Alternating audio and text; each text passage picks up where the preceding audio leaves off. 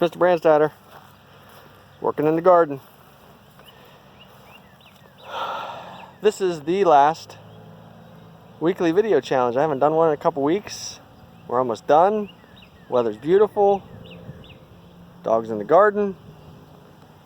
Time to do another. Last one. So, over the last couple weeks, we've talked about a lot of stuff. So I'm going to keep this kind of open for different things, different topics, different ideas for you to post. And I think what I'm going to do is open up all the video challenges to give you a chance to post those for next week if you hadn't already, for bonus points. So you'll have a new one for today and or for this week, and you'll get to do some of the other ones that if you didn't do those already. So we've talked about, man, a lot of stuff over the last 2 weeks. Predator prey stuff. We talked about competition and different types of symbiosis, and this week we talked about food webs and food chains, and we talked about ecological succession. Man, we talked about a lot. So we got a lot of options here, but I thought the one that I'm going to use, and I'm going to give you a chance to just kind of submit whatever if you have an idea for one, is competition, because I think that's an easy one to show, and I was going to use my garden to kind of show that. So I did not do a garden last year. I have clover. That's all red clover that I planted last year. Mostly red clover. There's some thistle in here, and that's the topic of choice right now, is the thistle.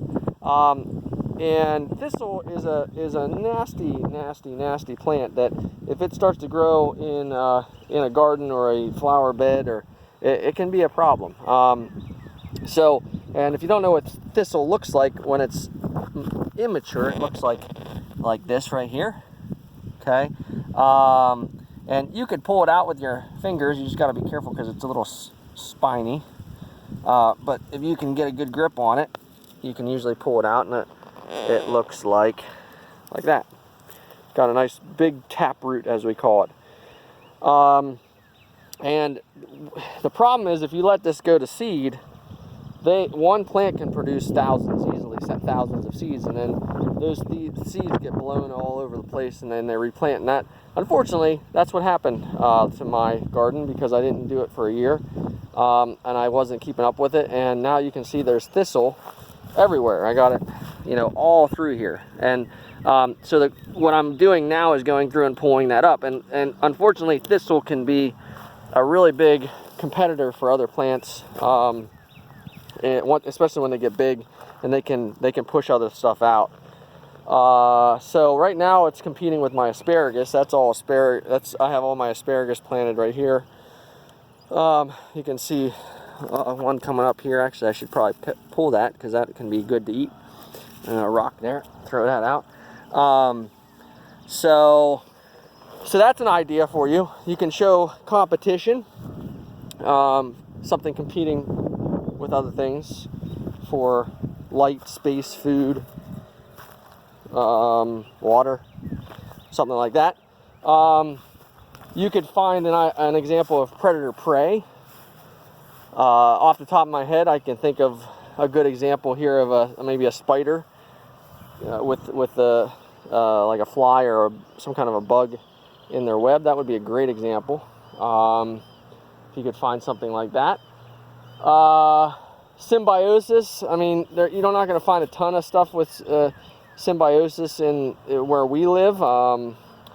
If you dig down in the ground, you might be able to find those mycorrhiza that live underneath the soil with the plants. Those little fungi / algae relationships that live underneath the ground. Or you could do food web food chain. You could get an example of that. You could show a plant getting eaten by an animal, or a suggestion about how that might flow, and show explain like the energy flow of within that ecosystem. And then with ecological succession, if you have a part of your yard maybe that you maybe let go, or maybe there's a farmer down the road that has a field that they are no longer farming, you could show how ecological succession has kind of taken over. So there's a lot of different examples. I'm going to kind of leave it open for you, and you can decide on what kind of topic you want to choose. Just make sure in your post that you put the topic of choice that you're trying to show. Don't just assume I know what you're talking about. Post it, get some bonus points, finish the year strong, and I think that's what we're going to do for next week. I'll just keep all those weekly challenges open. You can take the week to get some of those in and get some bonus points, boost your grade up a little bit. And I think that's a good way to end the year. But otherwise, it's been great. I know I haven't seen a good amount of you on Zoom. I get my very dedicated group that come, and every now and then I get somebody new or somebody that comes every now and then. But a large majority of you I haven't seen since for 2 months. I haven't seen your face. So doing these videos and these video challenges is nice, because sometimes every now and then I might be able to see your face in the video, and that would be nice to see your smiling faces. But if I don't hear from you, have a great summer. Enjoy it. Hopefully this weather continues for the foreseeable future, and hopefully we can get back to normal next school year, and